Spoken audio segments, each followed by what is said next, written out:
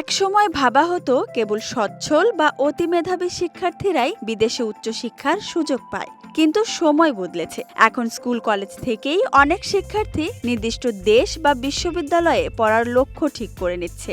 ইন্টারনেটের সহজলভ্যতায় তারা নিজ উদ্যোগে তথ্য খুঁজে বৃত্তি ও ফান্ডিং এর সুযোগ যাচাই করছে। ফলে শুধু মাস্টার্স বা পিএইচডি নয়, স্নাতক পর্যায় থেকেই বিদেশে পড়ার প্রবণতা বাড়ছে। বাংলাদেশের শিক্ষার্থীদের কাছে সবচেয়ে জনপ্রিয় গন্তব্য এখন ইংরেজিভাষী দেশগুলো, যুক্তরাষ্ট্র, যুক্তরাজ্য, কানাডা ও অস্ট্রেলিয়া।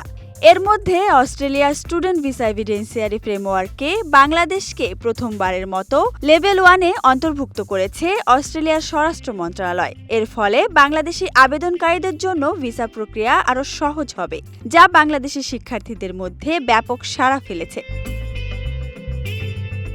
সাম্প্রতিক সময়ে যুক্তরাজ্যেও শিক্ষার্থীর সংখ্যা বেড়েছে, কারণ আন্তর্জাতিক শিক্ষার্থীদের জন্য নীতিমালা আরও অনুকূল হয়েছে। যুক্তরাষ্ট্রে এক সময় এক ধারা দেখা দেয়, তবে যুক্তরাষ্ট্রে এখনও শিক্ষার্থীদের জন্য সুযোগ সুবিধা সবচেয়ে বেশি, বিশেষ করে মাস্টার্স ও পিএইচডি শিক্ষার্থীদের জন্য।